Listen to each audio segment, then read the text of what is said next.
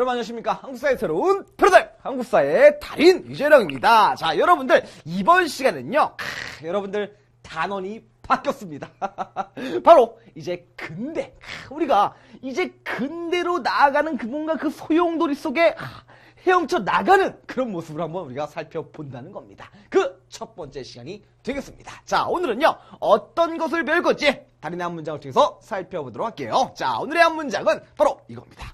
흥선대원군이 개혁정치를 시작하다. 이 흥선대원군이라는 한 남자의 이야기를 여러분께 가르쳐 드리겠습니다. 야, 여러분들이 대원군이 뭔지 아십니까? 대원군, 바로 왕의 아버지를 말하는 겁니다. 뭐 이건 다 알고 있잖아. 그래서 이 흥선대원군이요, 이제 이 19세기 조선 굉장히 뭔가 삼정이 문란하고 경제적으로 뭔가 성장이 되면서 막 우리 다 배웠잖아. 그렇지 않습니까? 세도 정치로 개판을 치고 있고, 이런 것을 어떤 개혁 정치를 통해서 바로잡아 보려고 했는지 그 내용을 지금부터 살펴보겠다는 겁니다. 자, 그러면 지금부터 시작합니다.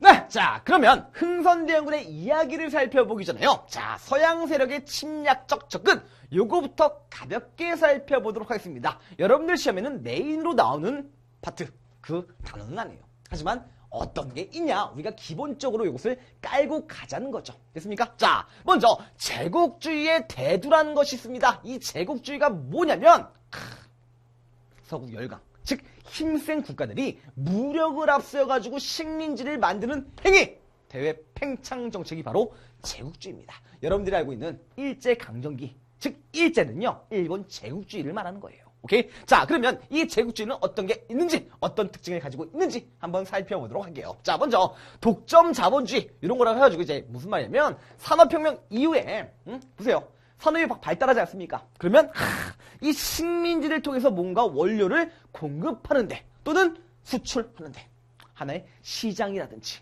원료를 빼앗는데 이런 데 이용했다는 겁니다. 참, 그죠? 원료를 약탈하거나 상품을 판매하거나 잉여 자본을 투자하는데 뭘 이용했다고? 식민지를 활용했다고요.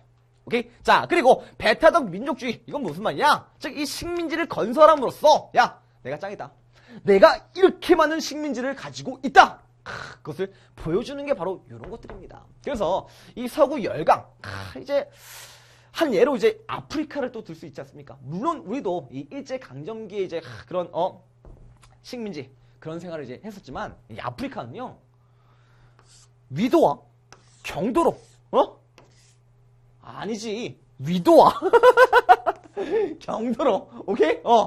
갈라놨어요. 감 잡힙니까? 지들 편하려고. 지들 임의대로 각 지역의 민족과 나라가 있음에도 불구하고 요새 갈랐다고. 그러면서 분할 통치하기 시작합니다. 오케이? 야, 참 말도 안 되는, 그죠?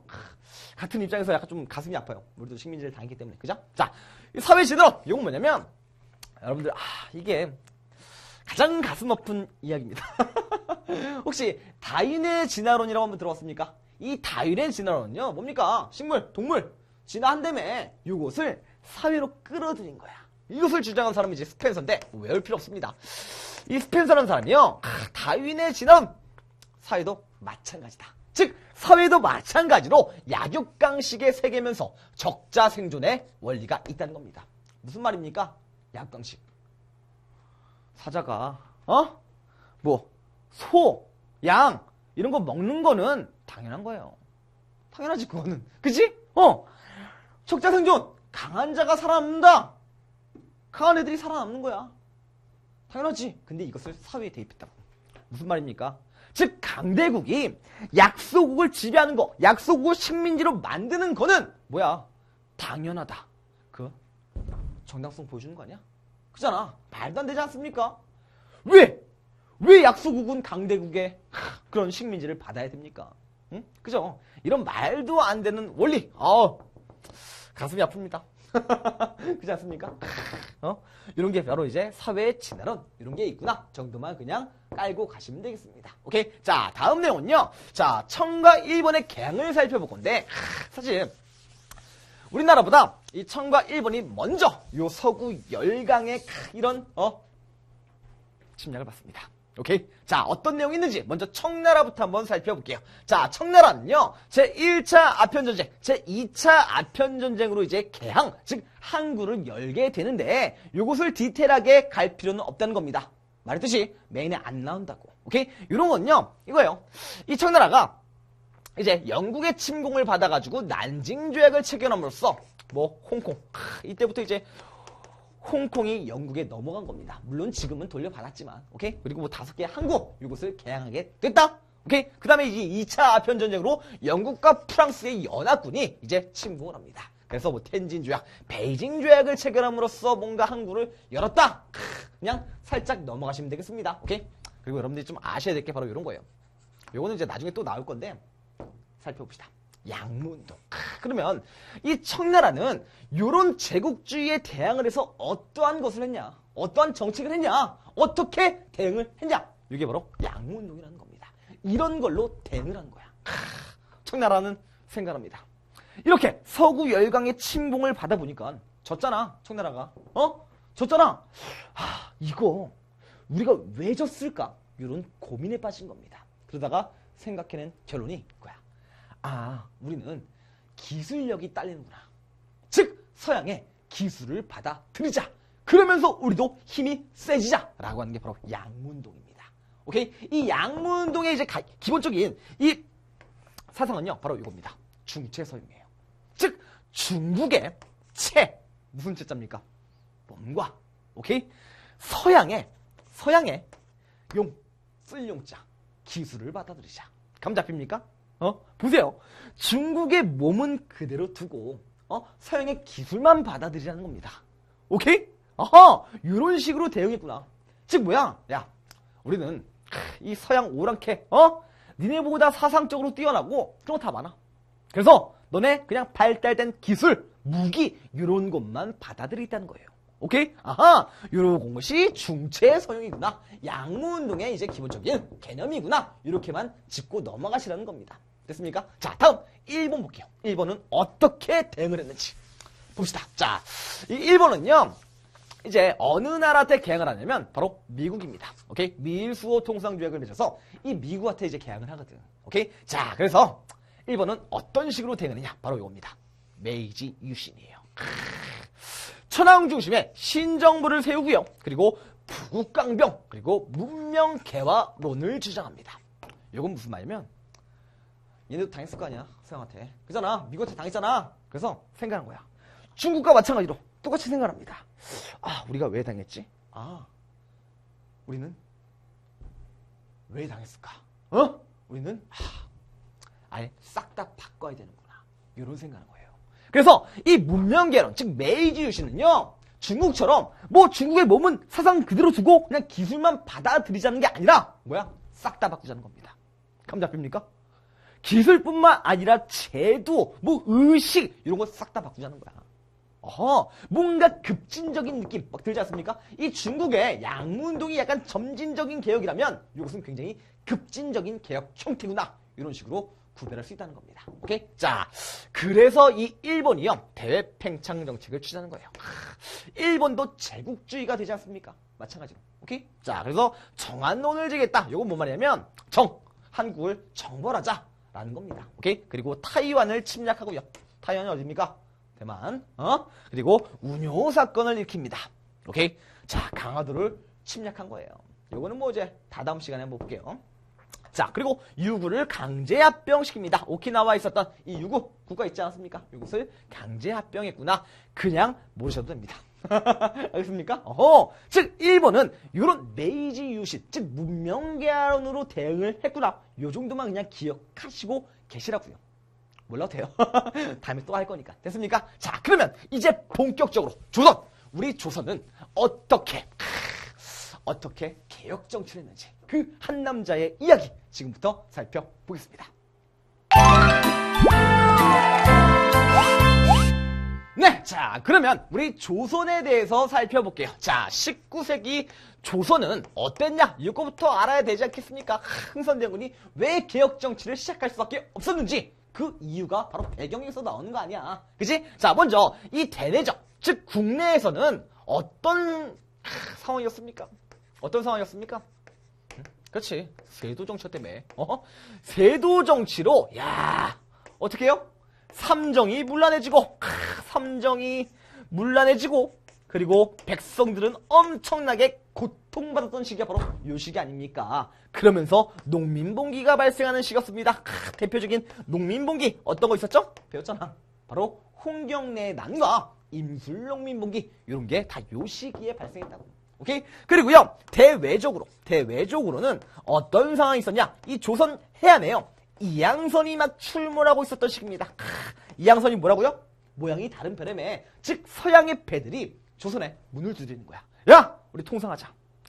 다른 나라들, 네 주변국들 다 우리랑 항구 열었다. 통상하자라고 하는 시기였습니다.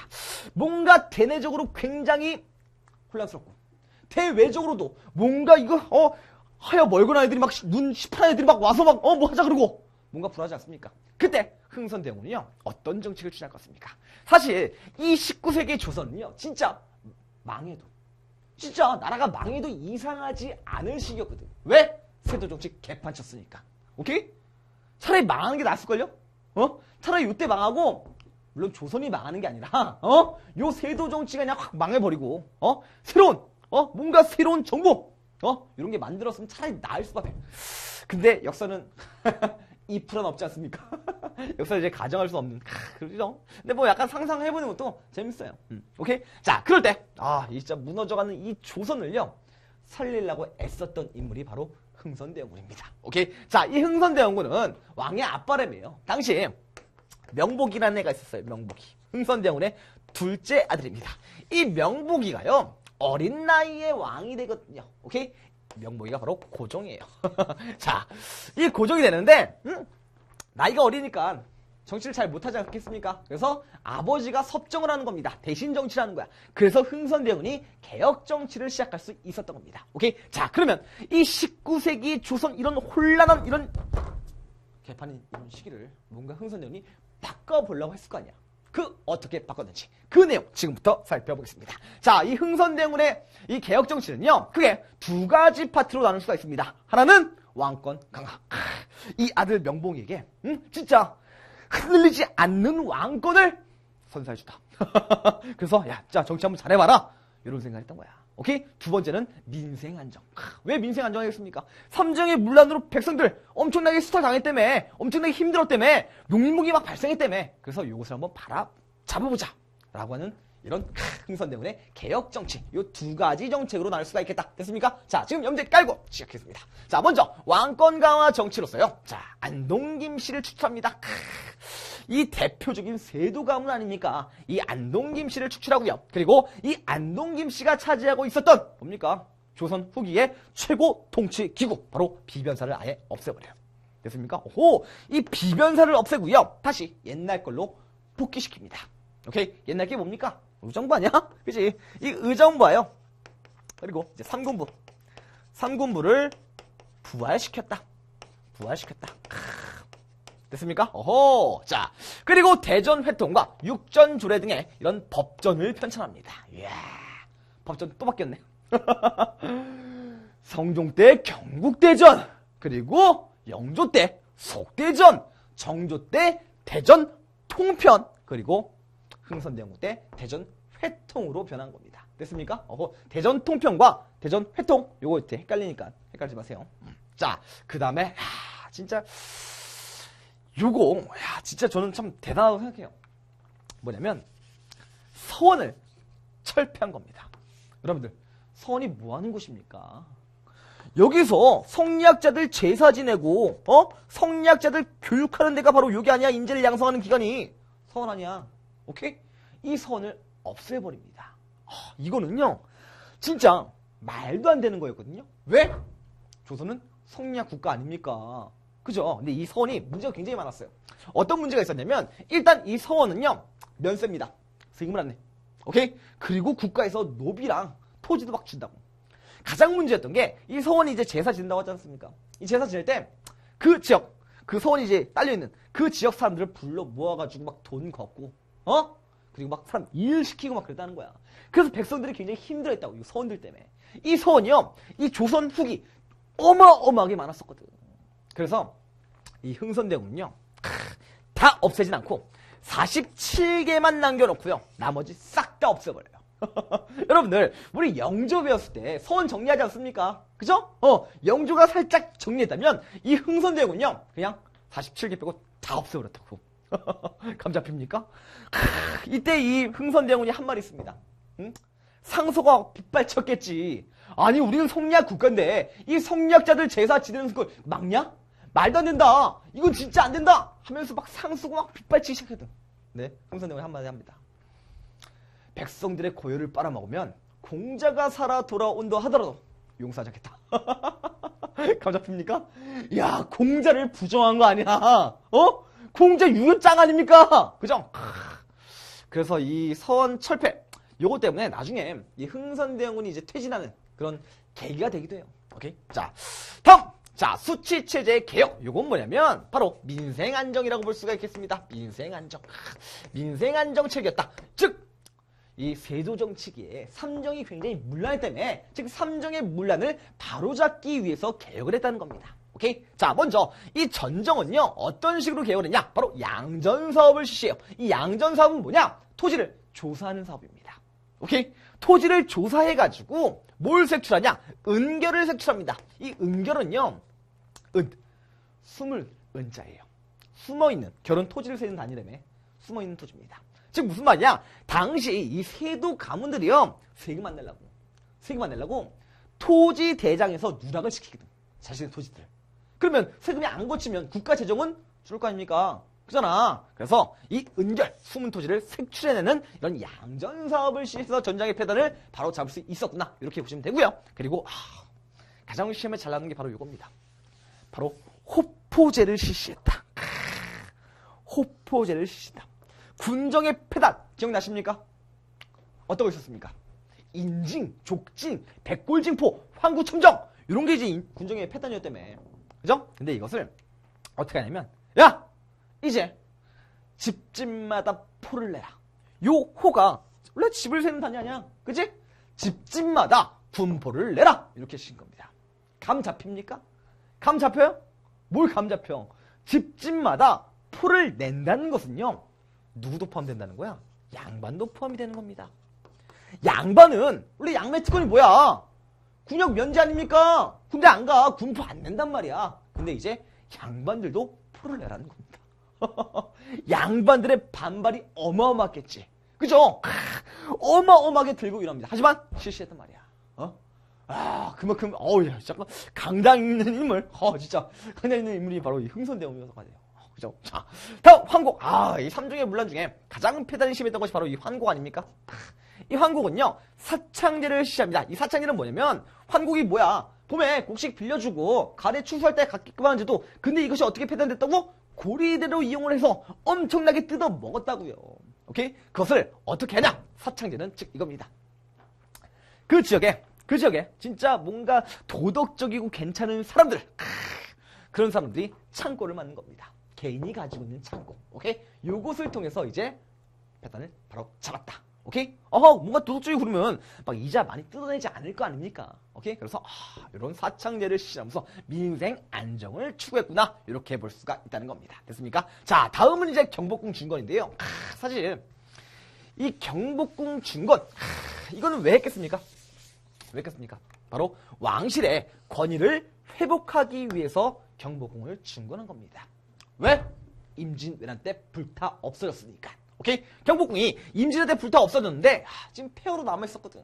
그래가지고 이곳을 다시 중건함으로써 뭔가 왕권의 위험, 이것을 보여주겠다. 왕실의 권위를 회복시키겠다. 라고 하면서 경복궁을 중건하려고 그러는데, 경복궁 중건하려면 뭐가 있어야 됩니까?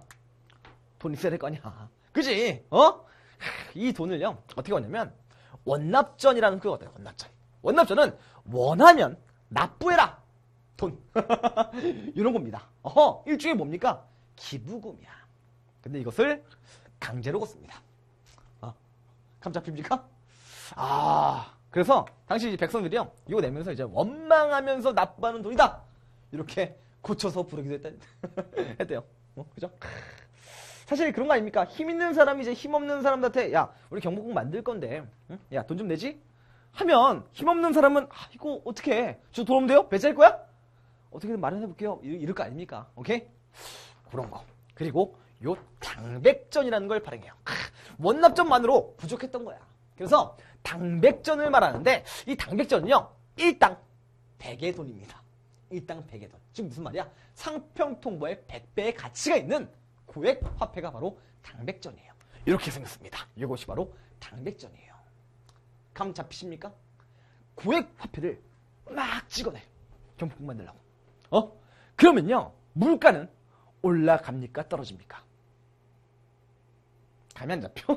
이거 사회학적 유효 아닙니까? 봐봐. 여러분들 용돈이 한 달에 막 1,000만 원이야. 다 1,000만 원. 누가 다 1,000만 원씩 받아. 여러분들, 아버님 월급이 막 1억이야. 한 달에 막 받아. 그럼 물가는 당연히 올라갑니다. 그런 거 아닙니까? 물가가 상승되는 효과. 물가가 상승되는 이런 결과를 초래했다는 겁니다. 이것을 사회학적 용어로 뭐라고 합니까? 바로 인플레이션이라고 합니다. 오케이? 우리가 이제 이 상평통보가 나왔을 때 이 돈을 숨기는 현상, 전황이 발생했다지 않습니까? 그때는 디플레이션이 발생했는데 요때 요 경복궁 중화하려고 당백전 발행하면서 물가가 상승됐다는 거예요. 오케이? 자, 그리고요. 여기에 또 뭐라냐면 여러분들 그 경복궁 만들려면 나무가 있어야 되잖아. 그잖아. 그러면 하나의 이제 궁궐, 정궁을 만드는데 아무 나무나 그냥 막 쓰진 않을 거 아닙니까? 그냥 산에 있는 아무 나무나 베어? 아니잖아. 약간 좀 좋은 나무. 이 좋은 나무는 어디 있을 것 같습니까?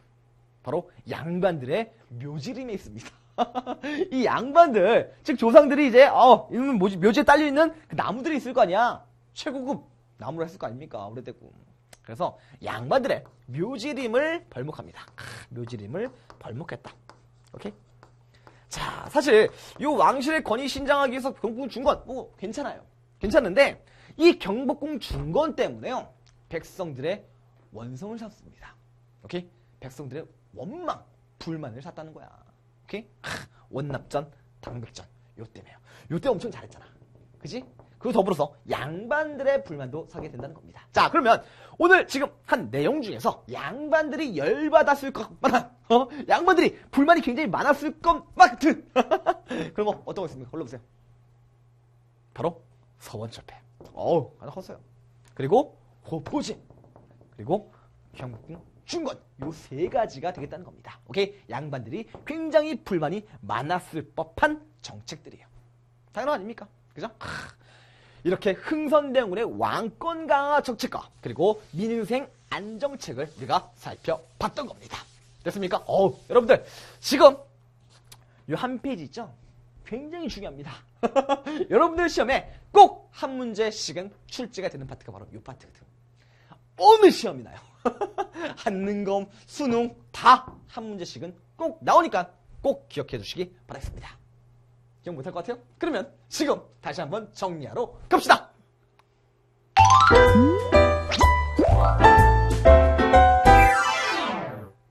네, 자 오늘의 달인의 한 문장 바로 흥선대원군의 개혁정치에 대해서 살펴봤습니다. 자 그러면 다시 한번 정리합시다. 자 먼저 이 흥선대원군의 개혁정치, 흥선대원군의 개혁정치는 어떤 게 있냐? 두 가지 정책이라고 내가 볼 수 있다고 했습니다. 하나가 뭐라고요?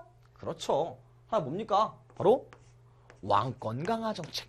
왕권을 강화시키기 위해서 어떤 정책을 했냐? 오케이? 자, 그거부터 살펴봅시다. 자, 왕권을 강화시키기 위해서요. 뭐라죠? 흥선대원이 뭐 기억나는 거 막 말해보세요. 응? 말해봐요. 일단 안동김 씨를 축출해야지. 생각해봐. 안동김 씨. 그 이전에 이 권력층이었던 이 안동김 씨를 축출해야 될 거 아닙니까? 그래야지 정권을 잡는 거 아니야? 그리고 이 안동김 씨가 가지고 있었던 정치기구, 독점하고 있었던 정치기구 뭐였죠? 시험에 가장 잘 나와요. 바로 비변사를 폐지합니다. 비변사를 폐지하고요. 그리고 뭘 부활시켜? 의정부와 그리고 삼군부를 부활시킨다. 됐습니까? 자, 그러면서 이제 법전도 하나 만들어야 될 거 아닙니까? 그 법전이 뭡니까? 바로 대전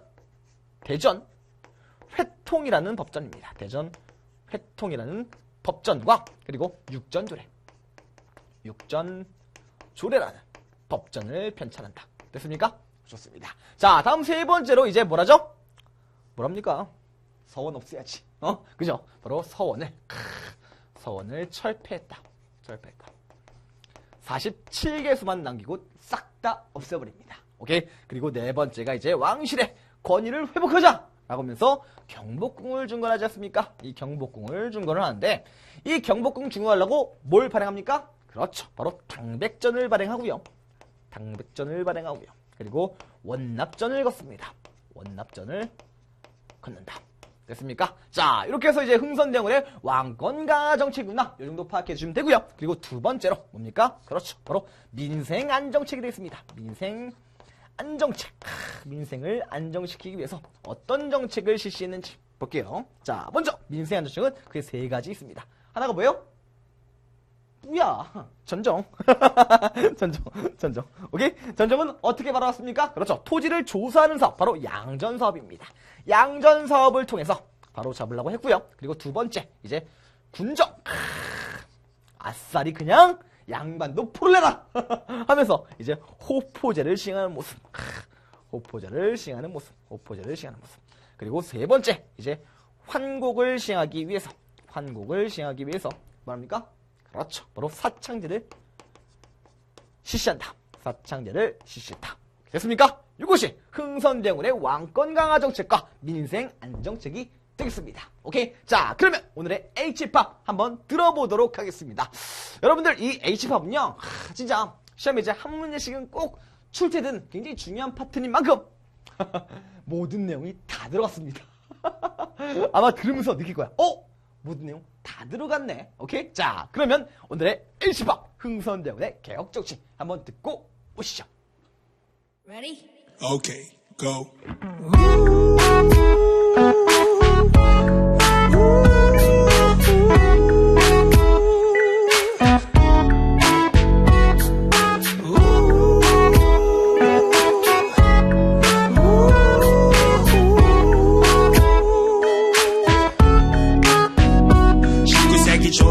이양선의 출몰 세도정치로 인한 백성들의 원성 이때 해성처럼 등장한 흥선 대원군은 개혁정치를 시작했어. 한동 김씨를 축출 비변사를 폐지 의정부와 상군부의 기능을 부활시켰지. 대전회 동가 육전 조례를 편찬하면서 통치체제를 재정비했어. 민생 안정을 위해 삼정의 문화를 개혁했대. 전정은 양전을 실시 은결을 색출 군정은 호포제를 실시 황곡은 사창제를 실시 붕당이 근거진 서원도 철폐하지 실추됐던 왕실의 권위를 회복하기 위해 경복궁을 중건하지. 하지만 원납전과 당백전을 발행하면서 백성들의 불만을 샀지. 조선 후기 흥선대원군은 세도 정치를 왕권을 시키려 했어. 서양 세력의 침투를 막기 위해 통상수호 거부 정책을 펼치지. 조선 후기 흥선대원군은 세도 정치 타파하고 왕권을 강화 서양 세력 침투를 막기 위해 통상수호 거부 정책. 네, 여러분 노래 잘 듣고 오셨습니까? 어떻습니까? 다 들어가 있죠? 다 들어가 있다니까 진짜. 그 다음 시간에 배울 내용도 흥선대원군이 있었던 시기의 정책이 되겠습니다. 그래서 다음 시간 끝까지 하면 노래 한 곡이 다 완성이 될 거예요. 오케이? 자, 그러면 확인학습 문제 한번 풀어보도록 할게요. 자, 1번 문제입니다. 서양 열강은 산업혁명 이후 자본주의가 급성장하면서 19세기 후반에는 대기업 시장을 지배하는 무슨 단계로 접어들었다. 이런 것을 뭐라고 합니까? 바로 독점 자본주의라고 하는데 틀려도 돼요. 알겠습니까? 자, 다음. 제국주의 열강은 적자 생존을 강조한 몰래세워 약소국 지배를 합리화하였다. 적자 생존! 약육 강식! 강대국이 약소국을 지배하는 거 당연하다. 뭡니까? 바로 사회 진화론이 되겠습니다. 오케이? 틀려도 됩니다. 됐습니까? 자, 다음. 제1차 아편전쟁에서 패배한 청은 홍콩을 영국에 넘겨주고 5개 항구를 개방하는 등 불평등한 내용에 뭘 체결하였다. 이런 조약을요, 난징 조약이라고 합니다. 마찬가지로 틀려도 돼요. 오케이. 자, 일본이 근대 국가로 발전하는 계기가 된 사건으로 천황 중심의 신정부를 수립하고 개혁을 추진했던 것을 가리키는 용어를 뭐라고 합니까? 바로 메이지 유신이라고 합니다. 됐습니까? 자, 틀려도 됩니다. 자, 여기서 틀리면 안 돼요. 자, 여기서 틀리면 안 됩니다. 자, 봅시다. 자, 흥선대원군이 안동 김씨를 축출하고 능력에 따라 인재를 고루 등용한 목적은 삼정을 개선하기 위해서였다. 맞습니까? 맞아요? 뭔가 섞어놨어. 말장난친 겁니다. 보세요. 흥선대원군이 안동 김씨 축출하고요, 능력에 따른 인재에 등용한 것은요, 삼정? 뭔 상관이야? 이건 뭐야? 무슨 정책입니까? 그렇지. 바로 왕권을 강화시키기 위한 정책입니다. 오케이? 삼정 개선한 거? 이건 뭐야? 민생 안정책이라고. 오케이? 이거 헷갈리면 안 돼. 오케이? 자, 다음. 2번. 흥선대원군이, 이건 틀린 거고, 흥선대원군이 개혁 중 경복궁 중군, 선철패, 호포제 실시는 모두 양반의 반발을 가졌다. 양반들이 굉장히 불만 있을 법한 내용입니까? 맞아요? 그렇지. 다 양반들이 열 받을 거 아닙니까? 오케이? 자, 됐습니다. 그러면 이제 본격적으로 수능 맛보기 문제 들어가 보겠습니다.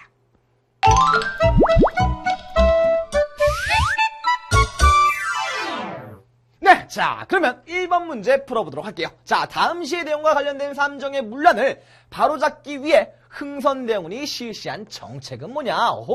어떤 문란이 있는지 살펴봅시다. 갈밭 마을 젊은 아낙 울음소리 서러워라. 관청 향해 통곡하다 하늘 보고 한탄하네. 시아버지 죽어서 이미 상복이었고 갓난아인 배냇물도 안 말랐는데 3대 이름이 군적에 오르다니. 감 잡힙니까? 시아버지 죽었는데 상복 입었대요. 그죠? 뭡니까? 죽은 사람에게도 군포를 거둔 거. 백골증포입니다. 오케이? 갓난에게 배냇물도 안 말랐대. 뭐야? 어린아이에게도 군포를 매겼다는 거야. 뭐야? 황구첨정에 해당하는 내용이 되겠습니다. 오케이? 군적.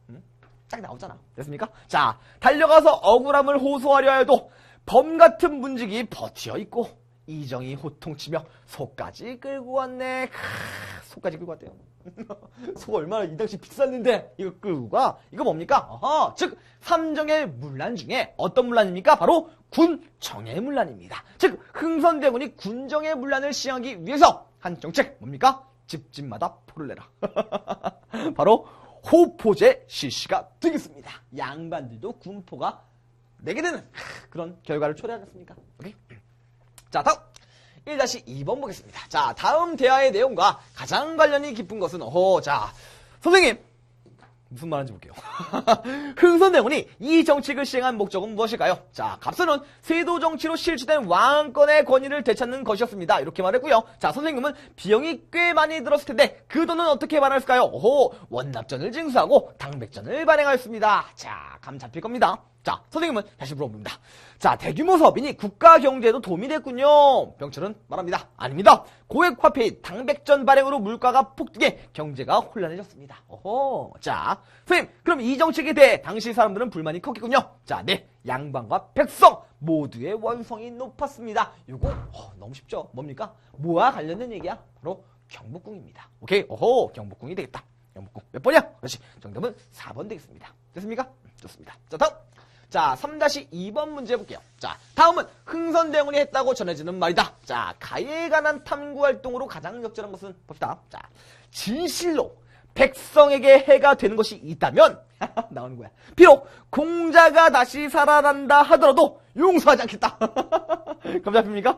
하물며 뭐는 우리나라에서 존경받는 유학자를 제사하는 곳인데, 제사하는 곳인데 지금은 도둑의 소굴이 되어버렸으니 말할 것도 없다. 이거는 흥선대원군이 뭐란 겁니까? 그렇죠. 바로 서원 철폐한 거 아니야. 서원 철폐. 됐습니까? 서원을 철폐했던 모습입니다. 당시 이 서원이 이제 제사 지내면서 이 백성들의 고열을 빨아먹었었고요. 그리고 이 서원은 뭡니까? 일종 붕당의 일종의 근거지 역할, 아지트 역할을 했던 것이 바로 이 서원 아니었습니까? 오케이? 그래서 철폐한 거예요. 자, 그러면 정답은 몇 번 될까요? 자, 대형군이 척하비를 건립한 목적을 조사한다. 이거는 다음 시간에 조사해봅시다. 자, 2번 수령과 아전들이 폭리를 취하는 수법을 알아본다. 알려놨고요. 자, 3번 의정부와 삼군부의 기능이 부활한 경위를 파악한다. 요거는 뭡니까? 흥선대원군이 뭐란 거야? 응? 뭐란 거야? 그치. 비변사 폐지한 거.